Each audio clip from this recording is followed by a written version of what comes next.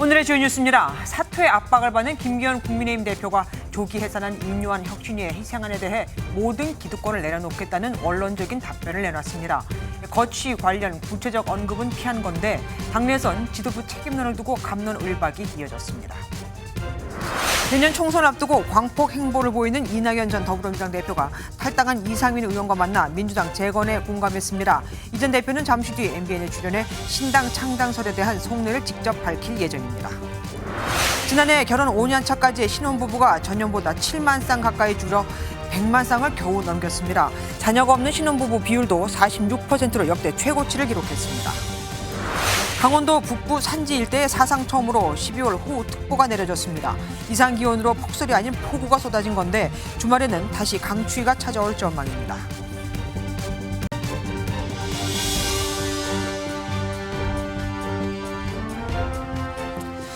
모든 기득권을 내려놓겠다. 김기현 국민의힘 대표가 한 말입니다. 하지만 그동안 혁신위가 내놓은 제안들을 내친 건 김 대표였죠. 혁신위는 결국 오늘 예정된 일정보다 2주 빨리 그것도 사실상 빈손으로 좌초했다는 평가를 받으며 활동을 공식 종료했고요. 김기현 대표는 혁신에 공감하고 당 지도부에서도 어떤 결심이 있을 거라는 얘기는 하는데 어쨌든 질서 있게 추진하겠다고 밝힌 건 당장 사퇴는 하지 않겠다는 뜻이죠. 모든 기득권을 내려놓는 건 언제인지에 대해서는 말이 없고요. 타이밍을 보고 있다고는 하지만 이미 김이 다 빠진 상태라 임팩트가 없을 것이라는 목소리도 나오는 만큼 김기현 대표의 고민도 클 겁니다. 첫 소식 민지숙 기자가 보도합니다. 국민의힘 혁신위가 출범한 건 지난 10월 서울 강서구청장 선거 참패 12일 만입니다. 시작부터 통합과 희생을 강조하며 고강도 혁신을 예고했습니다. 국민의힘에 있는 많은 사람들도 내려와야 됩니다. 듣고 변하고 희생할 각오가 돼 있어요. 희생 없이는 변화가. 1호 혁신안으로 이준석 전 대표와 홍준표 대구시장 등에 대한 징계 해제를 채택하며 당 지도부의 의결까지 이끌었지만 2호 혁신안으로 당 주류의 희생을 권고하자 분위기가 바뀌었습니다. 결국 혁신위는 희생안을 포함한 최종 보고를 끝으로 조기 활동 종료를 선언했습니다. 어떤 때, 어떤 타이밍에 혁신안을 받아들이는 게 가장 좋을지 그 판단은 우리 당 지도부나 당에서 하실 겁니다. 김기현 대표는 혁신위의 마지막 희생 요구에 사직생의 각오로 임하겠다는 답변을 내놨습니다. 국민 눈높이에 맞지 않는 모든 기득권을 내려놓고 말뿐이 아닌 행동으로 보여드려야 하겠습니다. 하지만 구체적인 혁신은 앞으로 꾸려질 공천관리위원회 등에서 질서 있게 반영하겠다고 밝혔습니다. 김 대표는 희생에 대해서는 공감한다는 입장이지만 구체적인 결단의 시점과 내용이 나오기 전까지는 당내 내홍은 불가피해 보입니다. MBN 뉴스 민지숙입니다. 내년 총선을 앞두고 광폭 행보를 보이고 있는 이낙연 전 더불어민주당 대표와 민주당을 탈당한 이상민 의원이 만났습니다. 이 의원은 합류할 사람들을 20명 이상으로 찾는 것 같다고 했는데 이건 이 전 대표가 교섭단체 정도를 고심하는 것으로 해석이 되죠. 이건 MBN 뉴스 스튜디오에서 기다리고 있는 이낙연 전 대표에게 잠시 뒤 직접 물어봐 드리도록 하겠습니다. 먼저 김순철 기자가 보도합니다. 이상민 무소속 의원이 이낙연 전 민주당 대표와 반갑게 악수를 나눕니다. 30분간의 회동에서 이 의원은 지금의 민주당은 이재명 대표의 사당이고 개딸당으로 변질돼 이제는 뜯어고치려고 해도 힘들게 됐다고 비판했습니다. 이에 이 전 대표는 한국 정치를 바로잡는 역할을 하겠다며 많이 대화하고 지혜를 모아보자고 답한 것으로 전해집니다. 신당 창당과 정치적 연대에 관련된 구체적인 대화는 없었다고 말을 아꼈지만 적어도 공감대를 이룬 것으로 풀이됩니다. 민주당이 본래 민주당이 없잖아요. 민주주의와 인권의 가치를 최상위 여기고 여기는 정통적인 민주당을 재건, 복원하는데 초집중해야 되지 않나요? 민주당 내 친명계에서는 내년 총선을 앞두고 광폭 행보 중인 이 전 대표를 예의주시하고 있습니다. 정부 여당과 야합하거나 변절한 정치인을 가리키는 비속어인 사쿠라 노선이라는 비판과 함께 총선 패배를 위해 안간힘을 쓰고 있다는 비아냥도 나왔습니다. 이 전 대표는 이런 비난을 일축했습니다. 일일이 대꾸할 가치를 안 느낍니다. 제가 귀국하고 5개월 이상을 기다렸습니다만 바람직한 변화를 감지할 수 없었습니다. 이 전 대표를 중심으로 비명계 의원들이 탈당할 가능성까지 나오는 가운데 당을 수습해야 할 이재명 대표의 고심은 깊어질 전망입니다. MBN 뉴스 김순철입니다. 이낙연 전 민주당 대표이자 전 국무총리만큼이나 더불어민주당에서 주목받는 인사가 또 있죠. 바로 정세균 전 국무총리입니다. 얼마 전 이낙연 전 대표와도 만났죠. 이재명 대표 또한 정 전 총리와 만남을 추진 중이라고 하는데 정 전 총리 그를 만날까요? 강희용 기자가 알아보았습니다. 지난 대선 경선 이후 공개 행보를 자제해온 정세균 전 국무총리가 국회를 방문했습니다. 정 전 총리는 많은 분들이 민주당을 걱정한다고 우려하면서도 무엇보다 통합을 강조했습니다. 저는 원래 항상 통합론자예요. 당 대표할 때도 그렇고 민주당 정당을 하면서 저는 대화와 통합을 항상 제일로 생각하는 사람이에요. 일각에서 제기하는 이른바 삼총리 연대설에 대해서도 그런 건 없다고 선을 그었습니다. 이재명 대표와의 회동이 추진 중인 것으로 전해지는 가운데 정 전 총리는 누구든 만날 수 있다면서도 구체적인 시점은 밝히지 않았습니다. 민주당의 주요한 분들하고 누구든 다 만나요. 그리고 심지어는 민주당이 아닌 분들하고도 나라 걱정을 하기 위해서는 최근 민주당을 향해 가장 민주주의가 실종된 정당이라고 우려한 것으로 알려진 정세균 전 총리가 통합에 방점을 찍으면서 이낙연 전 대표의 신당 행보에도 영향을 미칠 것으로 보입니다. MBN 뉴스 강용호입니다. 대안이 필요하다는 걸 확신하게 됐다. 늘 말에 신중에 신중을 거쳐 엄중낙연이라는 별명까지 붙은 분이죠. 요즘은 신당 창당 가능성도 그 어느 때보다 높은 상황이고요. 조금 전 공지해드린 대로 이낙연 전 민주당 대표 직접 모시고 궁금증 풀어보도록 하겠습니다. 네, 안녕하세요. 네, 오늘 이상민 의원님 만나셨죠. 먼저 네. 그것부터 좀 여쭤보도록 하겠습니다. 오늘 만남 먼저 제안하셨다고 들었는데 왜 그러셨습니까? 네, 이상민 의원께서 탈당 직후에 네. 저한테 전화를 주셨어요. 아. 네, 그동안에 전화 못해서 미안하다. 그런데 탈당을 하게 됐다. 그래서 얼마나 마음 고생이 크셨느냐. 그런 인사를 한 적이 있었죠. 네. 오늘은 어제 제가 전화를 드렸는데 지난번에 이 의원께서 먼저 전화하셨기 때문에 그에 대한 답례로서 한번 뵐까요?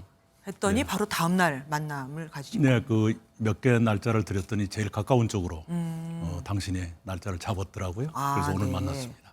단도직입적으로 여쭙겠습니다. 그러면 이 의원과 같이 신당을 만들 건가요? 제가 지혜를 많이 좀 보태달라. 제가 뭐가 부족한 사람인지 이 의원이 잘 아시지 않느냐. 네. 네, 그렇게 부탁을 드렸고 네. 그러겠노라고 답을 주셨습니다. 그러겠나라고 했으면은 같이 지혜를 주시겠다.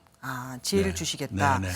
그 지혜 안에 네, 여러 해 동안 함께 의정 활동을 했었고요. 특히 2008년 그 무렵에는 헌법연구회라는 큰 연구단체의 공동회장 3명 중에 2명이 저하고 이상민 의원이었습니다. 나머지 한 분은 이주영 전 국회 부의장이었는데요. 세 이가가 함께 그 큰 단체를 움직였던 적이 있었죠. 네. 그럼 어쨌든 이상민 의원하고 같이 신당을 만들 거다라고 예측을 좀 해봐도 되겠네요. 예, 그 최종적으로 정치인의 거취라는 것은 남이 함부로 말할 수 있는 것은 아닙니다. 네, 그저 알겠습니다. 지혜를 모으기로 했다. 그리고 오늘 많은 얘기를 들려주셨고요. 또 제가 몰랐던 것 가르쳐 주셨고 그랬습니다. 그리고 이 전 총리께서 합류할 사람들을 20명 이상으로 찾는 것 같다는 얘기도 조금 전에 뉴스를 전해드렸지만 나왔습니다. 그게 신당 창당의 조건일까요? 저한테는 그런 얘기를 안 했고 저도 저런 얘기를 안 했는데 이상민 의원은 그런 걸 굉장히 중요하게 생각하시는 것 같아요. 그러면은 지금 대표님 말씀이 아니라 그럼 이 의원의 이 의원, 생각이라고. 이상민 의원님의 말씀입니다. 그러면은 제가 조심스럽게 여쭙겠습니다. 그럼 이 대표님의 신당 창당의 조건은 뭐가 될까요? 우선은 현재 국민들이 정치에 대해서 갖고 계시는 절망을 공감하고 이해해야 되겠죠. 네. 그리고 그것을 타개하려는 의지가 있어야 되겠죠. 그런 분들이 모이면 신당 창당을 하겠다는 말씀이신가요? 네, 함께 해야 되겠죠. 지금 정치가 이렇게 절망적인데 아무 일도 없는 것처럼 지내가는 것은 정치의 도의가 아니라고 생각해요. 그러면 굳이 20명이 안 된다 하더라도 그 인원이 몇 명이 되더라도 그 조건이 맞으시면 아니, 국회의원만 사람인가요? 예. 알겠습니다. 네.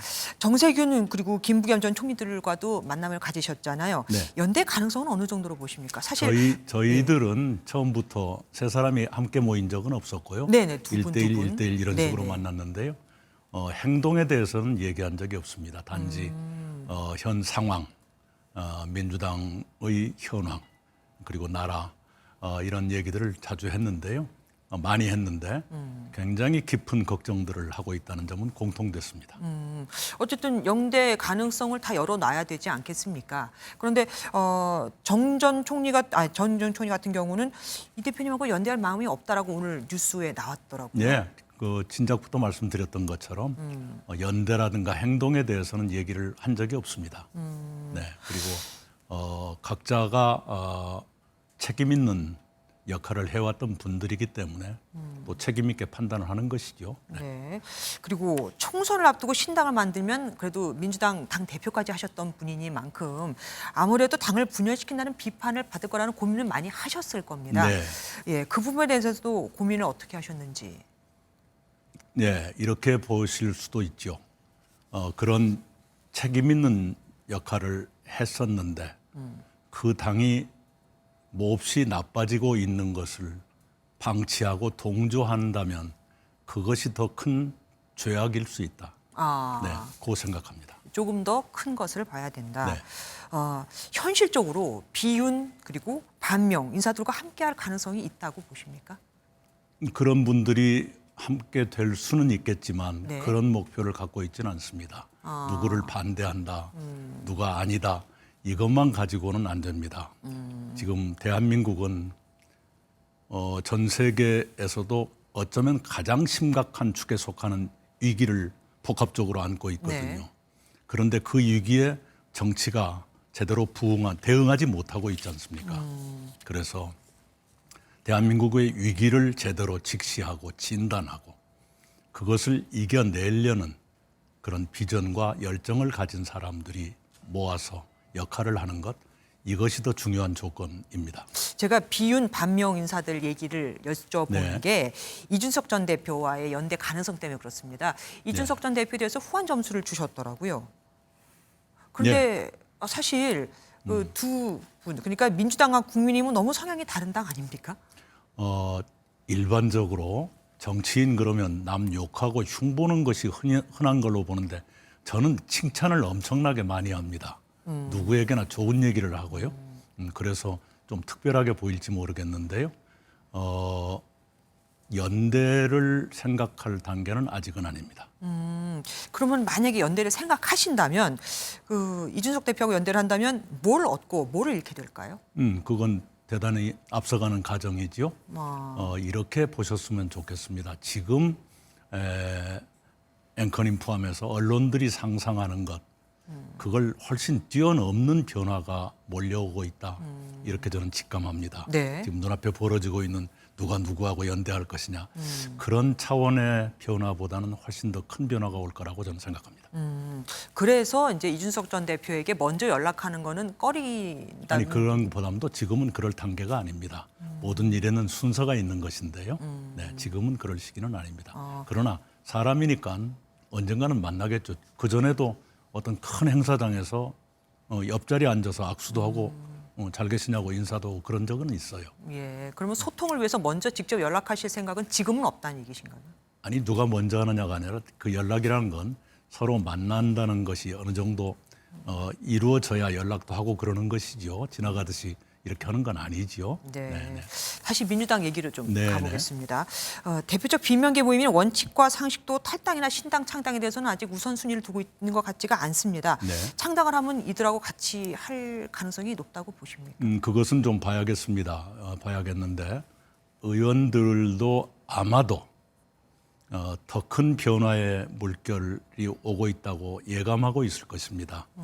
그런 물결을 보면서 거취를 결정하지 않을까 생각하고요. 네. 제가 저의 욕심을 위해서 정치인들께 부담을 드리거나 강요하거나 그럴 생각은 없고요. 지금까지도 그런 적이 없습니다. 네. 달라진 민주당을 계속해서 요구해 오셨잖아요. 혹시 어떤 변화가 있다면 그래도 당에 남아서 당을 좀 바꿔보겠다는 의지가 있으실까요? 최근에 보면요. 혁신한다고 혁신위원회를 만들었지 않습니까? 네네. 그러나 그것이 내놓은 결과는 몹시 실망스러웠죠. 최근 한 8년 동안의 그 궤적을 보면 어느 것 하나 그 표방했던 대로 된 것이 없어요. 민주당에서. 네, 그렇습니다. 과거의 민주당은 당내 민주주의나 다양성 이것으로 많은 어려움들을 극복하고 또 새로운 건강을 회복하고 그랬거든요. 네. 지금은 그게 지금 거의 작동이 안 되는 상태입니다. 네. 네, 그래서 이상한 침묵이 흐르고 아무 소리 않고 그냥 가만히 있는 것을 단합이라고 말하고 이렇게 돼 있습니다. 아. 그 단합은 죽은 단합이죠. 네. 네, 그런 상태가 계속되고 있기 때문에 이건 점점 질환이 심해지고 있다 이렇게 보는 것이죠. 그러면은 만약에 지금 그대로 이제 그 말씀하신 질환이 계속 된다면 그럼 혹시 마음속으로 갖고 계신 신당 창당의 날짜가 있으실까요?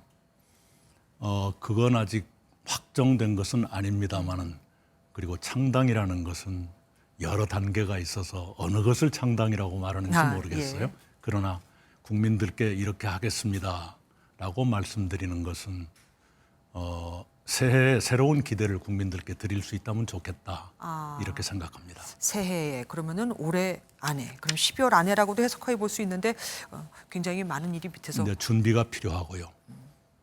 이른바 어느 분이 말씀하신 대로 예열도 필요한 것이고요.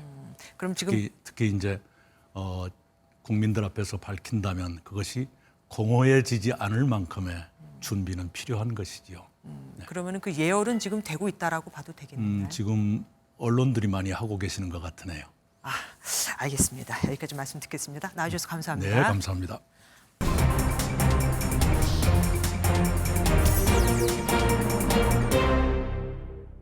정치톡톡 오늘은 이병주 기자와 함께하겠습니다. 어서 오십시오.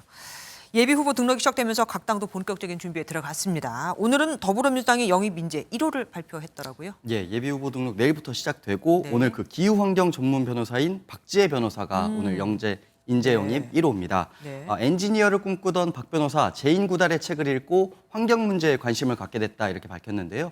대기업을 다니다가 변호사가 된 박 변호사는 삼척 석탄 화력 발전소 취소 소송을 담당했고요. 네. 문재인 정부가 제시한 탄소 중립 목표 달성을 위한 정책 제안 싱크탱크를 설립하기도 했습니다.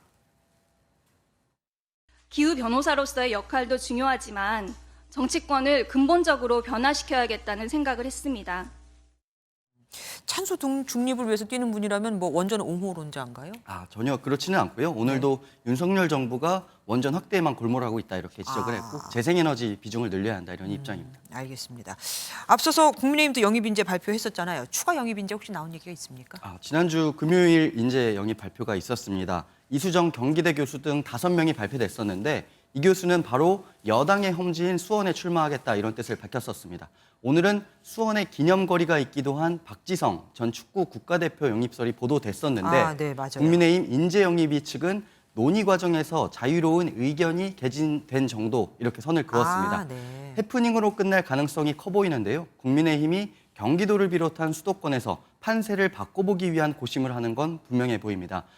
국민의힘과 민주당 모두 앞으로 매주 영입 인재 발표한다고 밝혔고요. 네. 민주당은 당장 오는 목요일 2호 인재를 공개하기로 했습니다. 네. 여야의 인물 경쟁 치열해질 전망입니다. 네, 또 다른 정치 신인들 이야기로 좀 가보겠습니다. 오늘 눈에 띄는 출마 기자회견들이 있었어요. 네, 맞습니다. 먼저 김영삼 전 대통령의 손자 김인규 전 대통령실 행정관입니다. YS의 지역구였던 부산 서구 동구에 출마하겠다며 김 전 대통령을 거론했습니다. 최근 화제인 영화 서울의 봄을 언급하면서 하나회를 척결했던 김 전 대통령이 했다고 말을 한 건데요. 네. 민주당을 겨냥해서 이제는 운동권 세대 잔재를 청산해야 한다 이런 주장을 했습니다. 민주화의 한 축을 담당했다는 이유만으로 타성에 젖어 영원한 권력을 영위하는 것이야말로 당연하다고 믿는 민주당과 그 주축인 386 세대야말로 더불어민주당에서도 새로운 인물이 기자회견을 했습니다. 예, 안도걸 기획재정부 전 차관이 입당과 함께 출마를 선언했습니다. 네. 광주 출신인 안 전 차관 이재명 대표로부터 축하 메시지를 받았다 이렇게 밝혔는데요. 광주 동남을 지역구에 출사표를 던졌습니다. 그런데 이 지역구 살펴보면요. 이낙연계 이병훈 의원이 현역으로 있는 곳인데 공교롭게도 오늘 출마 기자회견에 박찬대, 박홍근 등 친명으로 분류되는 의원들이 안 전 차관의 곁을 지켰습니다. 내년 총선에서 국민의 뜨거운 지지를 받아 압승을 거둠으로써 현 정부의 실정을 바로잡고 정권 교체 기반을 튼튼하게 다질 수 있도록 하는데 이렇게 또 결이 나뉘게 되네요. 지금까지 이병주 기자와 함께했습니다. 윤석열 대통령이 반도체 강국 네덜란드를 국빈 방문하기 위해 출국했습니다. 이번 순방의 핵심은 역시 반도체 협력인데 특히 외국 정상으로는 처음으로 세계 1위 반도체 장비 기업 ASML의 생산시설인 클린룸도 방문합니다. 어떤 의미가 있을까요? 원주희 기자가 보도합니다. 윤 대통령은 우리 시간으로 내일 밤 ASML 본사를 방문합니다.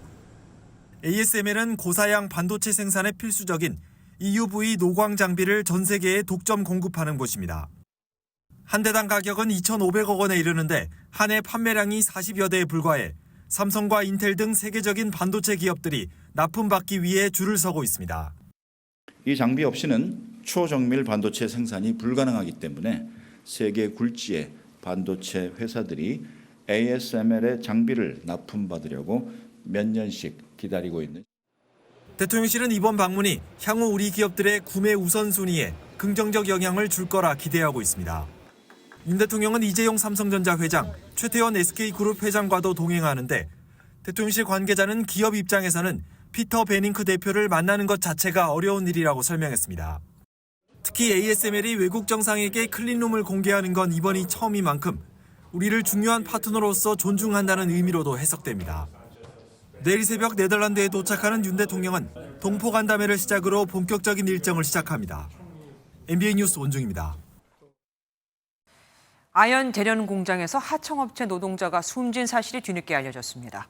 사망 원인은 비소가스 중독으로 추정됐는데 이들은 맹독성 가스가 있는 공간에서 6시간 넘게 작업을 했음에도 유해가스를 막는 방독이 아닌 먼지를 막는 방진 마스크를 지급해줘서 그것만 했다는 주장도 나오고 있습니다. 장진철 기자가 보도합니다. 경북 봉화에서 아연을 만드는 공장입니다.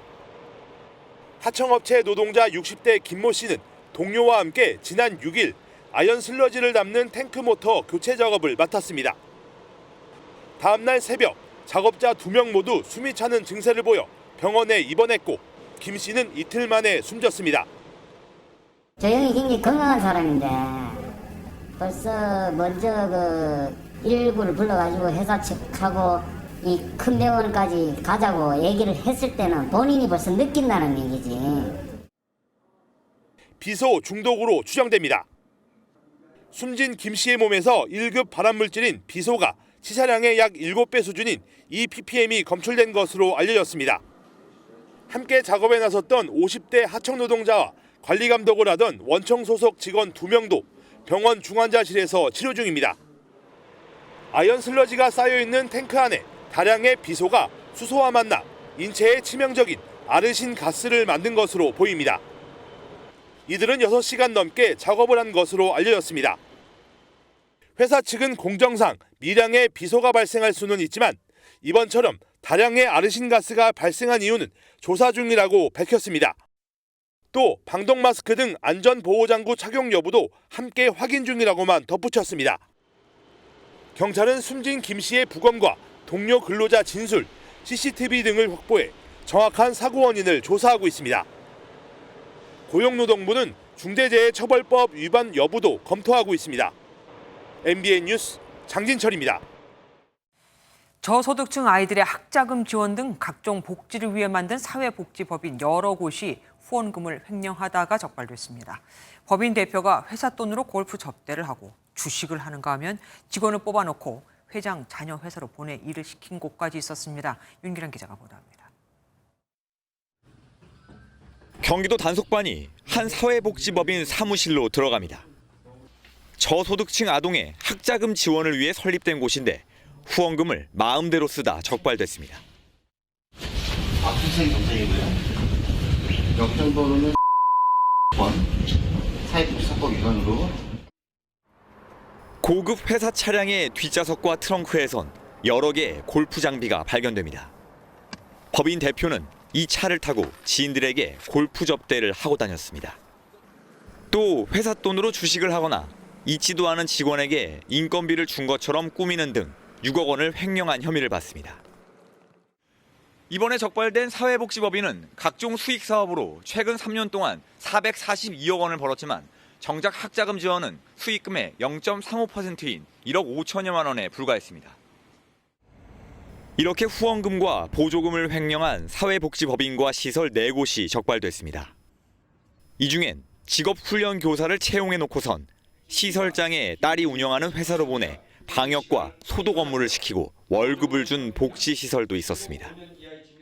사회복지시설에서 보조금 비리가 발생하면 사회적 취약계층인 시설 이용자들의 서비스의 질을 저하시키므로 보조금 비리는 반드시 척결되어야 합니다. 사회복지법인이 후원금과 보조금 등을 목적에 맞지 않게 사용하면 최대 5년의 징역형을 받거나 5천만 원의 벌금을 물 수 있습니다. MBN 뉴스 윤기란입니다. 임금 체불 시위를 벌이며 회사 대표로부터 폭언을 들어야 했던 택시 운전기사가 세상을 떠난 뒤에서야 회사 측이 임금을 미지급한 사실이 인정됐습니다. 그런데도 이 회사 대표 법원에 출석하며 고인과 유가족에 대한 사과는커녕 냉랭한 모습을 보였다고 합니다. 무슨 배짱이죠? 이한나 기자가 취재했습니다. 택시기사 방용환 씨가 생전 택시회사 앞에서 1인 시위를 하다가 겪은 일입니다. 회사 대표가 폭언을 하며 화분을 던지려 합니다. 방 씨는 지난 2월부터 이곳에서 7개월 넘게 시위를 이어가다 분신을 시도했고 열흘 만에 숨졌습니다. 방 씨는 택시 완전 월급제와 밀린 임금 1,500만 원을 지급하라며 시위를 이어갔습니다. 하지만 노동청은 폭언이나 임금 체불 주장을 인정하지 않다가 최근 실시한 업체 관리 감독을 통해 체불 사실을 확인했습니다. 방 씨가 숨지기 전과 후의 조사 결과가 정반대로 뒤집힌 겁니다. 추가로 조사해서 법리하고 자료 검토를 더 하다 보니까 결론이 바뀐 거죠. 해당 택시회사 대표는 구속영장 실질심사를 받으러 법원에 출석하면서 유족들에게 사과 한마디 없이 모든 혐의를 부인했습니다. 죄책감 못 느끼세요? 맞는 행동을 했습니다. 택시회사 대표에 대한 구속영장이 오늘 발부된 가운데 방 씨가 숨진 뒤에서야 그의 호소에 귀 기울이는 게 아니냐는 지적이 나옵니다. MBN 뉴스 이한나입니다. 술자리가 늘어나는 연말을 맞아 경찰이 음주운전 집중 단속에 나섰지만 술을 마신 상태로 운전대를 잡는 사람이 여전히 너무나 많습니다. 오늘 새벽 40대 여성이 몰던 차량은 겨우 100m를 지나는데 상점 4곳을 잇따라 들이받기도 했습니다. 손성민 기자가 취재했습니다. 갑자기 들어온 차량이 1층 가게로 들이닥칩니다. 어찌나 속도가 빨랐는지 진열대와 ATM 기기 등이 넘어져 내부는 아수라장이 됐습니다. 해당 차량은 인근 골목에서부터 100m가량을 달려와 이곳 편의점을 들이받았습니다. 새벽 시간이라 다행히 인명피해는 없었습니다. 하지만 이 차량은 앞서 재래시장 골목을 달리며 길가에 세워진 오토바이와 근처 상점 3곳을 잇따라 들이받았습니다. 아닌 밤중에 날벼락 같은 멀쩡하게 서 있는 오토바이가 넘어져서 있는 걸 보니 얼마나 기분도 안 좋고 속상했어요. 더라고요. 집기들이 좀 파손이 되고 해가지고 지금 고치고 있긴 한데 진정이 안 돼요. 일단은 무서워요, 사실. 바로 옆에서 그러니까 솔직히. 경찰 조사 결과 운전자 A씨는 혈중 알코올 농도 0.03%가 넘어 면허 정지 수준으로 알려졌습니다. 서울 강서경찰서는 A씨를 도로교통법상 음주운전 혐의로 불구속 입건하고 자세한 사고 경위를 조사하고 있습니다. MBN 뉴스 손성민입니다. 달리는 시내버스에서 의식을 잃고 쓰러진 10대 승객을 버스기사가 살려냈습니다. 마치 119 구급대처럼 침착하고 신속하게 대처하는 버스기사의 모습이 블랙박스에 그대로 찍혔다네요. 박상호 기자가 블랙박스를 구했습니다. 경남 창원의 한 시내버스입니다. 앞좌석에 앉은 남성이 갑자기 바닥으로 고꾸라집니다. 놀란 승객들이 쓰러진 남성에게 다가가고 버스 기사는 차를 멈춰 세웁니다. 의식이 없는 걸 확인한 버스 기사는 공간이 넓은 버스 중앙으로 승객을 끌고 가 기도를 확보합니다. 그리고는 곧장 심폐소생술을 하기 시작합니다. 숨을 못 쉬는 것 같았거든요.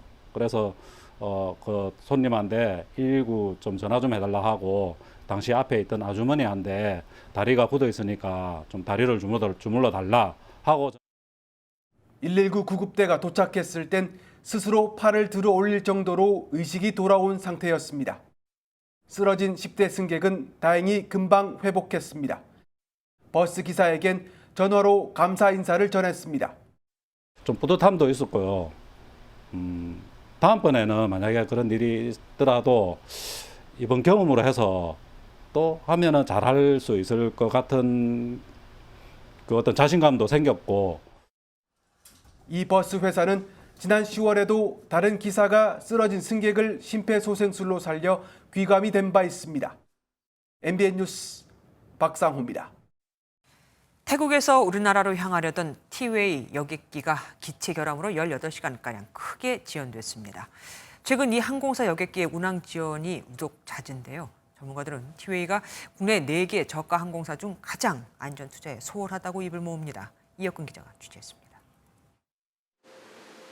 공항 전광판에 지연이란 두 글자가 선명합니다. 오전 8시에 귀국 예정이던 승객들이 내일 새벽 2시가 다 돼서야 대체편으로 도착할 것이란 안내입니다. 오늘 새벽 청주공항을 향해 태국 돈무안공항을 출발하려던 티웨이 여객기가 기체 결함으로 18시간가량 지연됐습니다. 이륙 직전 비행기는 타는 냄새가 나며 날아오르지 못했고 승객들은 공항에서 뜬 눈으로 밤을 새우다 임시 숙소로 몸을 옮겨야 했습니다. 저희가 잘했다는 건 아니고 다른 항공사들도 일어날 수도 있고 일어났었던 상황이긴 해요. 기계다 보니까. 지난 8월부터 베트남과 괌 등을 오가던 티웨이 항공기는 5번이나 운항이 지연돼 승객들이 큰 불편을 겪었습니다. 전문가들은 국내 4대 저가 항공사 가운데 안전 투자에 가장 소홀한 걸 원인으로 꼽습니다. 짧은 기간에 몇 번 일어났다는 얘기는 이건 전조거든요. 기계가 낡을 수도 있고 휴먼 에러일 수도 있고 비용의 절감에 따른 어떤 문제점일 수도 있고. 티웨이 측은 정비 결함을 인정하면서도 불편을 겪은 승객에 대한 보상 규모는 아직 정해지지 않았다며 검토하겠다고 밝혔습니다. MBN 뉴스 이혁근입니다. 요즘 다시 금이 인기를 끌면서 금은방이 북적인다고 하는데 주의하셔야겠습니다. 순금과 똑같이 제작한 가짜 목걸이를 팔아 돈을 챙긴 20대가 구속됐거든요. 신분증도 보여주고 목걸이에 금 함량까지 그대로 표시돼 감쪽같이 속을 수밖에 없었습니다. 신분증도 진짜였다는데 도대체 뭘 믿고 저렇게 한 걸까요? 정춘 기자가 보도합니다. 금은방에 파란색 티셔츠 차림의 20대 남성이 손님인 척 태연하게 들어옵니다. 다른 손님이 떠나자 주인에게 금목걸이를 내밉니다. 금목걸이를 살펴본 주인은 무게를 재보더니 현금을 세기 시작합니다. 순금 30돈, 930만 원어치입니다. 업주는 다음날 목걸이를 잘라보고서야 도금한 은목걸이라는 걸 눈치챘습니다. 순금과 무게도 색깔도 똑같이 맞춘 데다 금 함량을 의미하는 99.9가 찍혀 있어 의심을 접었습니다. 항상 금을 갖고는 우리가 신분증 확인을 해요. 순금은 100% 하거든요. 근데 내가 신분증을 딱 자신 있게 내는 거예요. 20대 A씨는 지난 9월부터 석 달 동안 세종과 전북 일대에서 8차례 범행을 저질러 6천만 원을 가로챈 혐의로 구속된 채 재판에 넘겨졌습니다. 하시고 싶은 말씀 없으신가요? 죄송합니다. 경찰은 전국적으로 비슷한 유형의 범행이 잇따르고 있다며 조직범죄 가능성을 두고 수사를 확대하고 있습니다. MBN 뉴스 정춘우입니다. 연금 수급 자격 통지서, 건강보험 안내서, 부고 소식 이런 게 휴대전화로 오면 클릭하시겠습니까? 안 하시겠습니까? 다 가짜입니다. 이걸 클릭하면 악성 코드에 감염돼 다른 사람에게까지 문제가 생기게 되죠. 하지만 빠르게 대처하면 피해를 최소화할 수도 있다고 합니다. 김태현 기자가 그 방법을 알려드리겠습니다. 국민연금 수급자격 인정 통지서라는 안내와 함께 수상한 인터넷 링크가 첨부돼 있습니다. 이걸 누르면 악성 코드가 스마트폰에 설치되는 이른바 스미싱 문자입니다. 복리 후생수당 지급 통지서라는 안내 문자는 물론 다른 공공기관을 사칭하는 스미싱도 발견됐는데 링크 접속을 하면 실제 공단 홈페이지라고 착각할 만큼 비슷하게 구현해놨습니다. 하지만 휴대전화 번호 입력 외에 나머지는 클릭도 되지 않는 가짜 사이트입니다. 심지어 장례식장 주소 링크를 첨부해 접속하면 휴대전화에 저장된 연락처로 같은 스미싱이 발송되는 사례도 있습니다. 연말 부고 소식에 함께 슬픔을 위로하려는 심리까지 교묘하게 파고든 겁니다. 시시때도 없이 그냥 오기도 하고 보이스피싱도 포함해서 그렇게 해서 피해당한 사람 몇 천만 원씩 당한 사람도 있고. 이런 스미싱 문자를 받았다면 국민연금 고객센터 1355나 가까운 지사에 확인한 뒤 한국인터넷진흥원에 신고해 피해를 최소화해야 합니다. 혹시라도 링크를 클릭해 접속했다면 경찰청에서 만든 시티즌 코난이라는 앱으로 악성 앱 검사를 진행해 피해 예방을 할 수 있습니다. 지난 2019년부터 올해 10월까지 스미싱 사기만 4,300건이 넘고 피해액도 100억 원이 넘는데 중장년층이 주 타깃이 됐습니다. 각종 대소사 문자가 쏟아지는 연말, 스미싱 범죄에 대한 각별한 주의가 필요해 보입니다. MBN 뉴스 김태형입니다.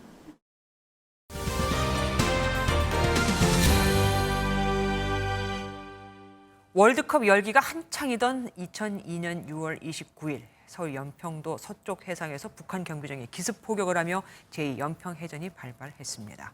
이 당시 교전을 승리로 이끈 주역이 국가보훈부 차관으로 발탁돼 오늘 취임했습니다. 오늘 뉴스피플에서는 김태희 기자가 신임 이희환 국가보훈부 차관을 만나 그의 얘기를 들어봤습니다. 자위편들 무슨 일인가? 전투 발생! 적정으로부터 비격수! 비급전 봐라! 비급전!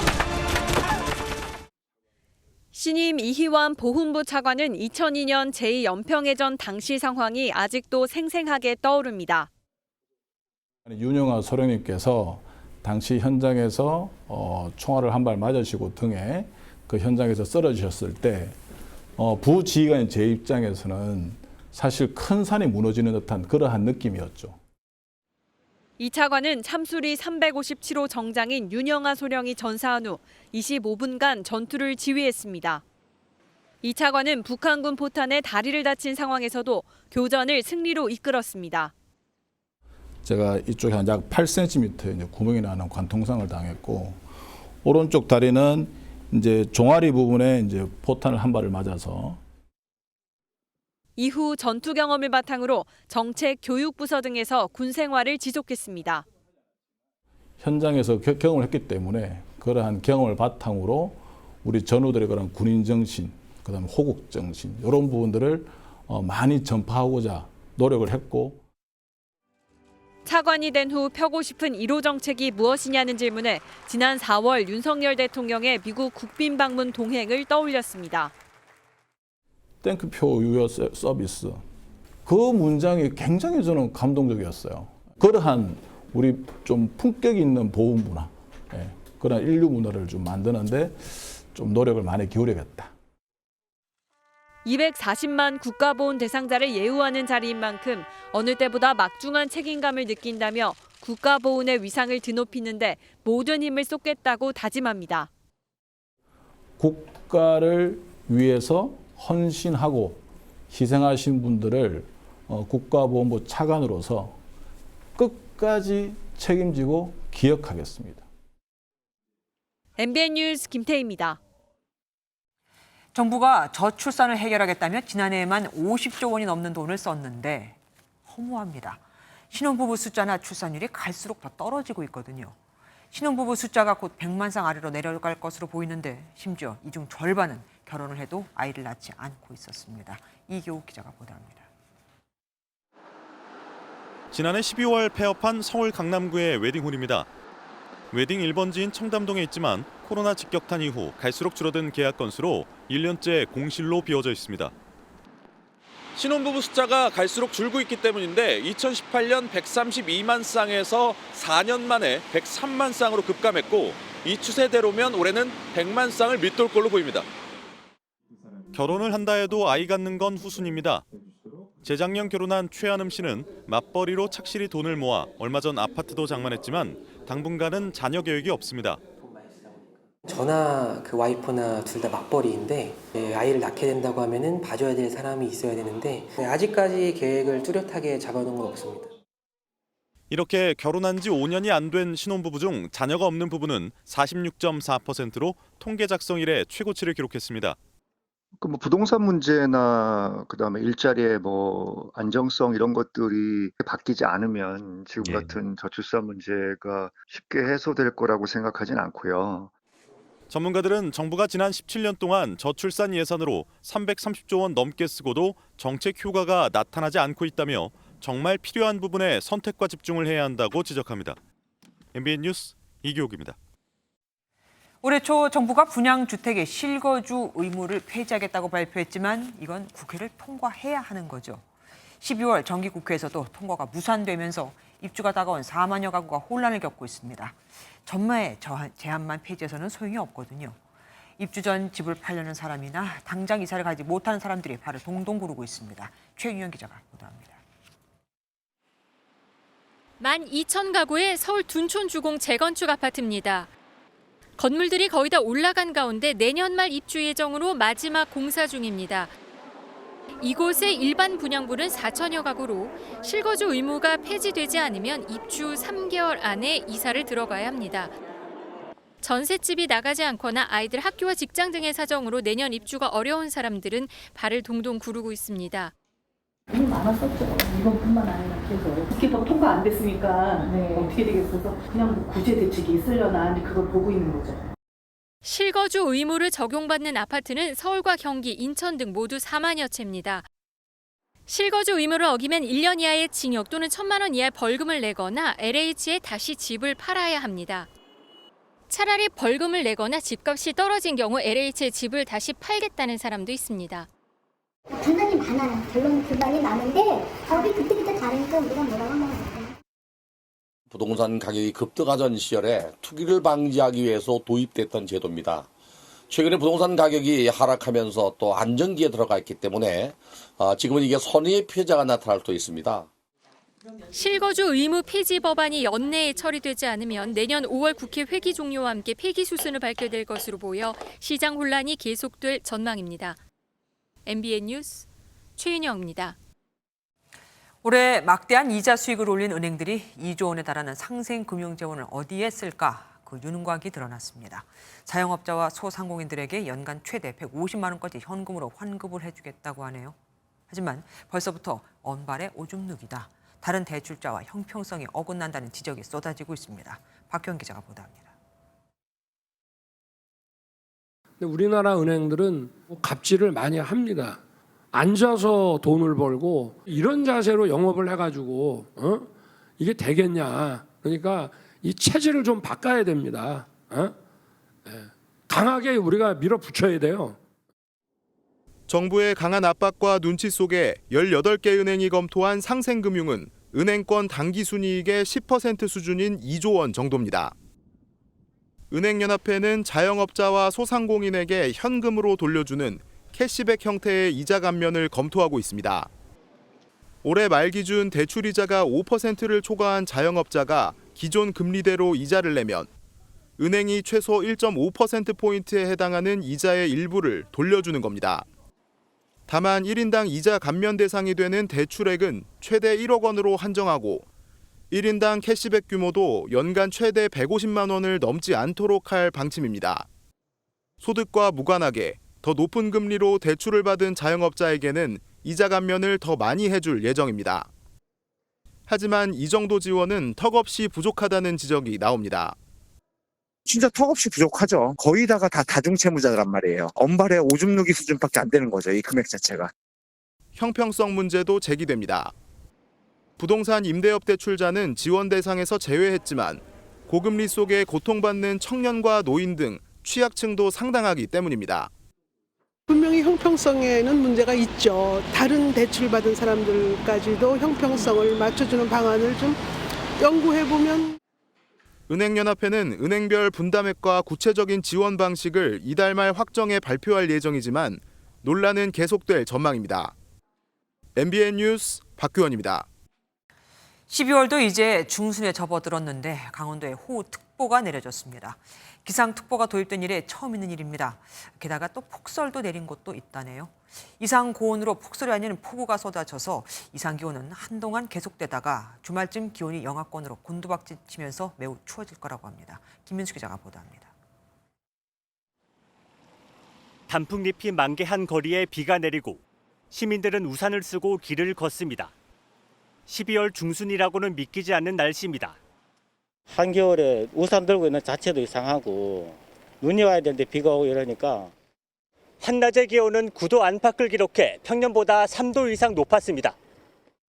중국 상하이 부근에서 북동진하는 저기압이 몰고 온 덥고 습한 공기가 전국에 비를 내리면서 남부와 동부 특정 지역에 집중적인 강수를 뿌렸습니다.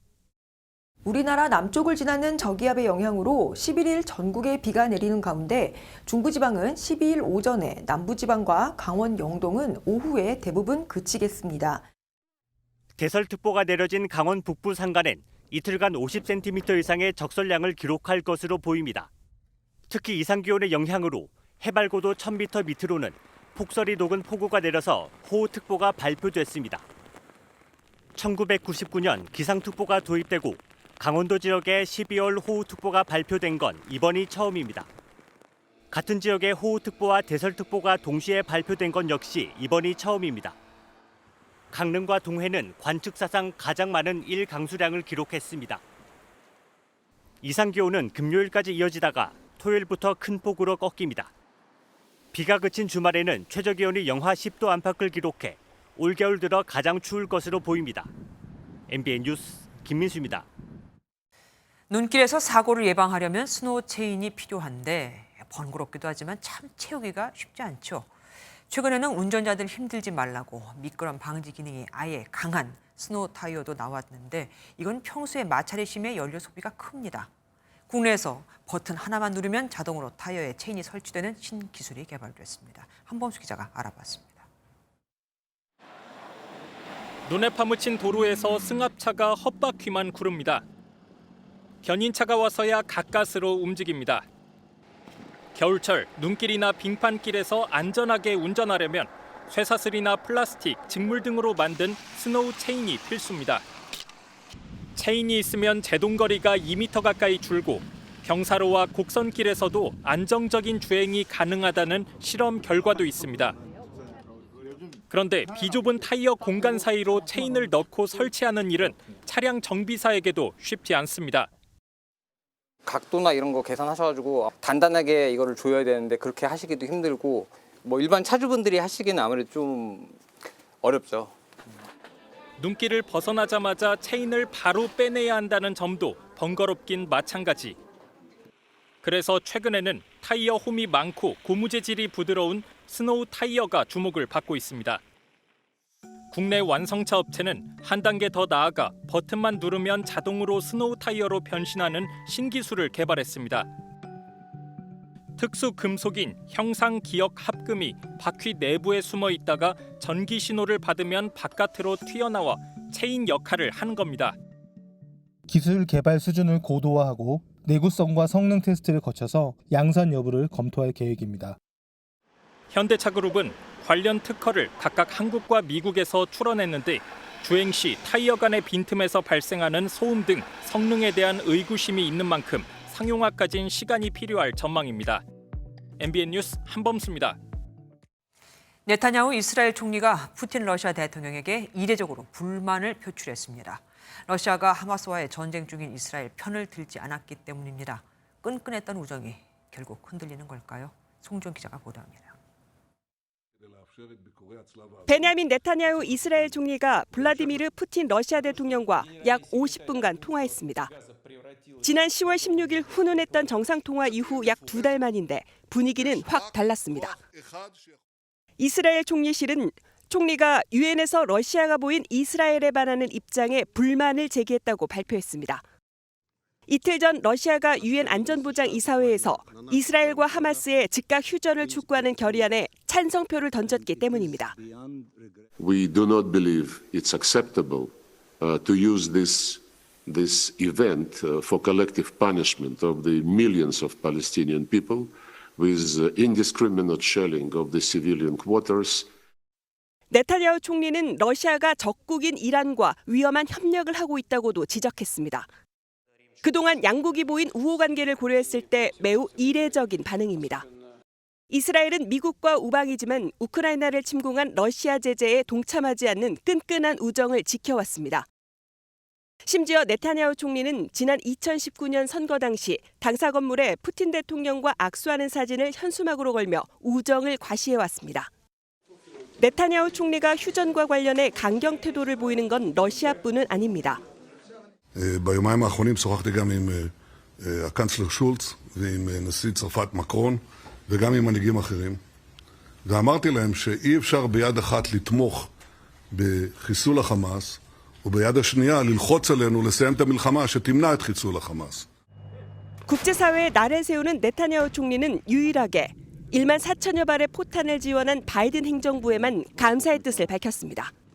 MBN 뉴스 송주영입니다. 미국에서는 중부에 초강력 토네이도가 덮치면서 2살배기 아기를 포함해 6명이 목숨을 잃었습니다. 집이 아예 뒤집히고 지붕을 포함한 모든 게 날아버린 집까지 있었죠. 곳곳에서 전기가 끊긴 건 기본, 일부 지역에서는 홍수 경보까지 내려졌습니다. 워싱턴에서 최종락 특파원입니다. 검은 회오리가 휩쓸고 가면서 섬광이 번쩍입니다. 천둥 번개를 동반한 토네이도가 빠르게 지나가고 곧바로 폭발이 일어납니다. 집은 아예 뒤집혔고 일부는 지붕을 포함해 모든 것이 통째로 날아가면서 집안이 훤히 드러났습니다. All you hear is stuff started flying, glass was breaking, and it seemed like it lasted forever, but it. 현지 시각 9일 미국 중부 테네시주를 관통한 초강력 토네이도로 적어도 6명이 숨지고 30여 명이 다쳤습니다. 특히 이동주택이 날아가 다른 주택을 강타하면서 집안에 있던 2살배기 아기와 엄마가 목숨을 잃었습니다. Se quedó debajo el otro tráiler, se fue encima. Lamentablemente se le quitó la vida de mi finada hermana y un sobrino de 2 años también. 전신주가 바람에 쓰러지면서 8만 가구에 있는 전기 공급이 중단되는 등 현지 당국은 정확한 피해 규모를 조사하고 있습니다. 테네시주는 지난 4월에도 토네이도 피해를 보면서 17명이 숨졌으며 이번 중부를 휩쓴 토네이도는 태풍으로 바뀌면서 동북부로 향하고 있습니다. 이로 인해 버지니아주 등에서는 폭우가 내리면서 홍수 경보가 발령됐습니다. 워싱턴에서 MBN 뉴스 최종락입니다. 그룹 BTS 중 오늘은 RM과 V, 내일은 지민과 정국이 입대하면서 내일이면 BTS 멤버 모두가 팬클럽 이름처럼 모두 ARMY가 됩니다. 먼저 입대한 멤버가 다른 멤버에게 군생활 팁을 전수해주는 건 기본. RM과 V의 입대 현장엔 BTS 전원이 모여 돈독한 우정도 보여줬습니다. 정설민 기자가 취재했습니다. 그룹 BTS의 RM과 V가 육군 현역으로 입대했습니다. 군복무 중인 진과 제이홉, 휴가는 휴가까지 내고 와서 완전체로 배웅했습니다. RM은 새로운 영감과 배움의 시기가 될 거라며 걱정하는 팬들을 다독였고, V는 로망이었다는 삭발의 선글라스를 한 모습을 깜짝 공개했습니다. 한번 흩어져 봐야 다시 뭉칠 때 그 소중함을 안다고. 동반 입대를 결정한 지민과 정국까지 내일 훈련소에 들어가면 BTS 전원이 아미가 됩니다.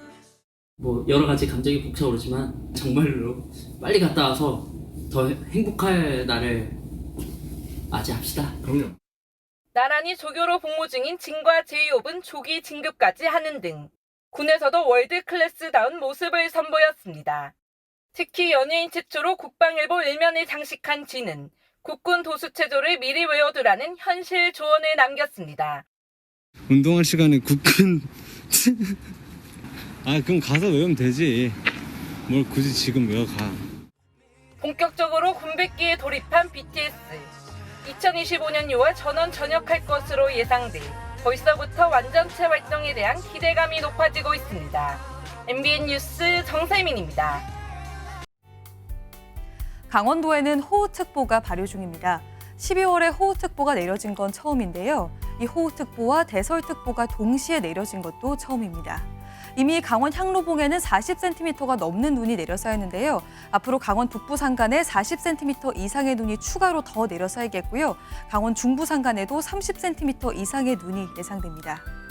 눈과 함께 비도 섞여 내리겠습니다. 강원 영동과 경북 동해안, 울산에 120mm 이상, 경남 남해안과 부산에 20에서 60mm의 비가 내리겠습니다. 바람도 강할 텐데요. 현재 대부분 해안가로는 강풍특보가 내려진 가운데 초속 25m 이상의 순간 돌풍이 불어들겠습니다.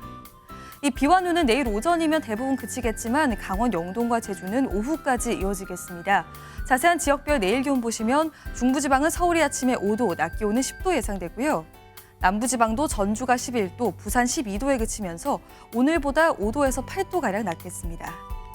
주 후반에 다시 비가 내리겠고요. 이후 영하 10도 안팎의 강추위가 찾아오겠습니다. 내셨습니다. 안녕하세요. 김주하입니다.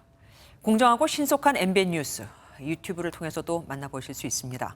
특히 더 많은 뉴스와 라이브를 보고 싶으시다면 오른쪽을 눌러서 구독하시면 됩니다. 어렵지 않죠? 빠르고 정확한 뉴스로 계속 찾아뵙겠습니다. MBN 뉴스를 시청해 주신 여러분 고맙습니다.